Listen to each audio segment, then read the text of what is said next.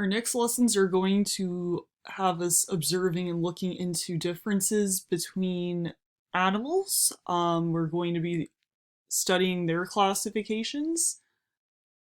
So by the end of the next few days, you're going to be able to differentiate between different invertebrate animals. Now, you've learned about the five kingdoms before, and we're going to be looking more closely at the animal kingdom. Now, animals need to do certain things to survive and live. That includes the fact that their bodies are all made up of cells.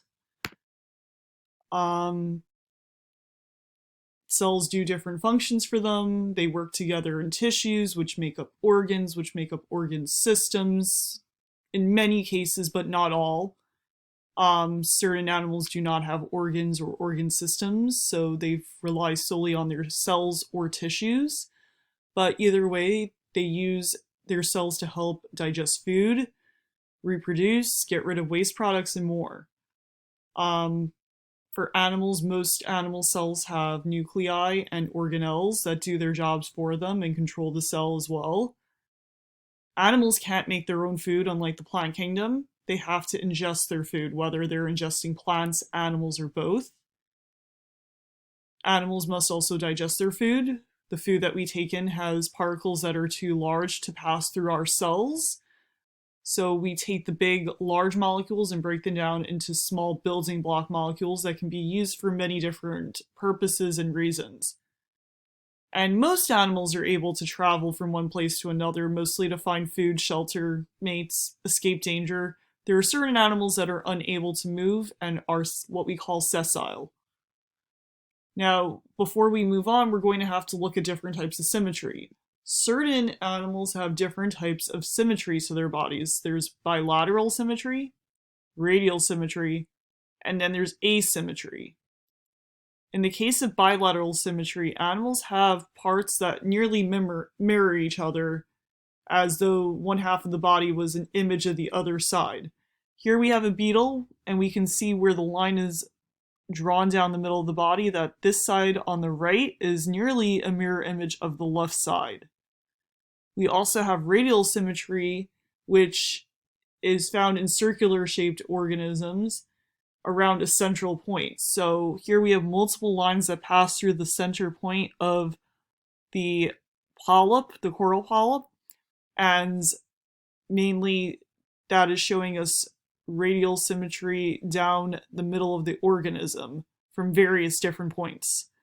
And then we have asymmetry, which is no symmetry at all. It's an irregular shape. So some sponges, for example, have irregular shapes, and there is no symmetry whether you draw a line through it from multiple points or straight down the middle.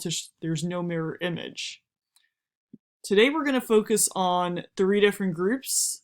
The first group we're going to focus on is called sponges. Oh wait, before I even get to that, sorry.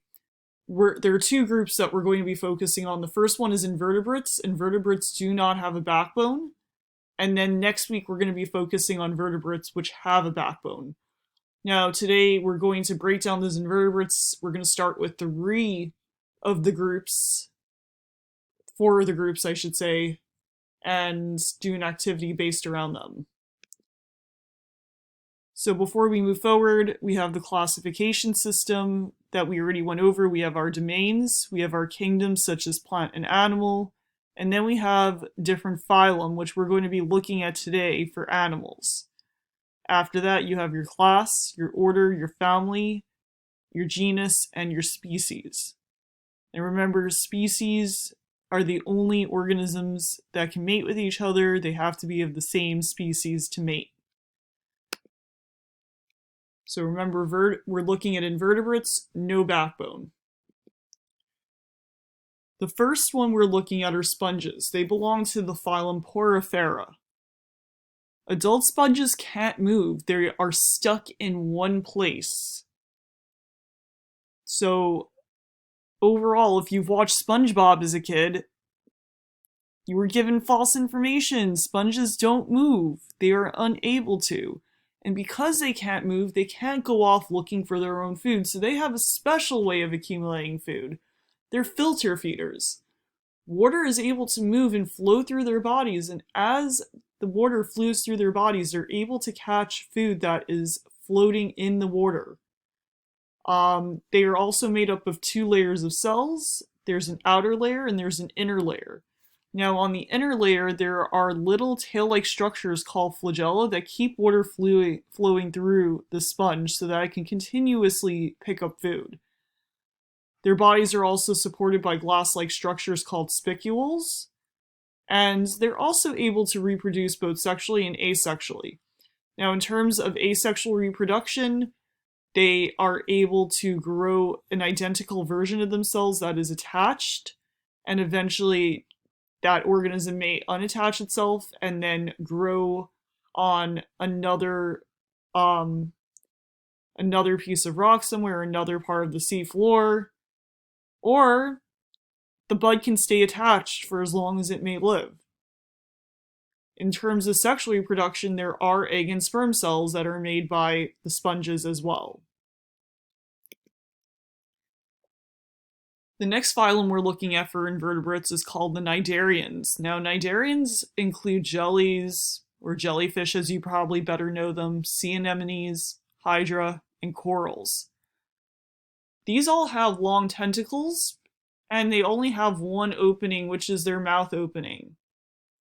That means any food enters through there, and then waste products leave through the same opening as well.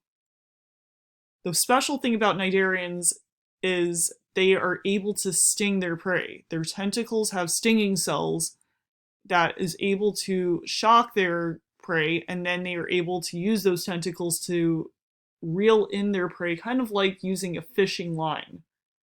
And they are able to bring their prey to the mouth opening where they are able to ingest them for nutrients.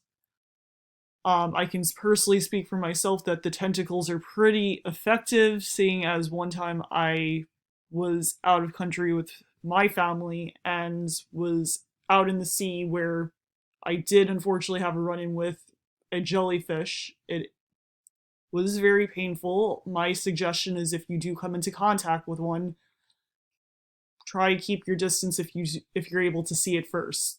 They are able to hide in the water pretty well. They're pretty invisible sometimes to the human eye if you're not paying attention. Now, Cnidarians also have radial symmetry. They are pretty circular shaped, so if you were to draw a line from any one of these points, you would see that their symmetry going down the middle point of the circle is pretty similar. Just like with the sponges, they have 2 layers of cells organized into tissues. Food is broken down in the inner cavity, so that's the one big difference between them and sponges. Sponges are filter feeders. Cnidarians are able to ingest food into a cavity. Oxygen pretty much moves through the layers from the water. No gills, just straight through their outer layer. Just like the sponges, they're able to reproduce both asexually and sexually. In the case of sexual reproduction, there is egg and sperm. In asexual reproduction, it's budding again, just like with the sponges. They grow they grow identical copies of themselves attached, and then eventually they can separate or continue to live attached. Our next one are flatworms. There are various examples of flatworms on this page, and you can see where they get their name from. They have long, flattened bodies, and they have bilateral symmetry. So if I draw a line down the middle of their bodies, you can see it's pretty much a mirror image on both sides of their body. One new thing about flatworms, they have 3 layers of tissues that are able to create organs and organ systems. They don't depend on any particular source of food or shelter, and that's because most of them are parasites. They live off of a host organism for food and shelter. So they are able to take food from their host organism. Usually the whole point of a parasite is not to kill the host organism. It usually just weakens them. They need their host organism to stay alive because if their host dies, then they have to go find a new host for food and shelter. Now, please remember, flatworms in this case only have one opening, very much like the Cnidarians. They only have a mouth opening. Which brings us to the last one of the day. The last one that we're going to be going over is a roundworm. Roundworms are a little different in the sense that they have a more tube-shaped body. They're the most widespread and diverse animal group on Earth. Billions of them can live in 1 acre of soil. As I said, they have a tube-like body, and they are described as having a tube within a tube because they have a fluid-filled cavity in between these sections. The cavity separates the digestive tract from the body wall. They're a little bit more complex than flatworms because they have a digestive tract that has 2 openings, both in mouth and in anus.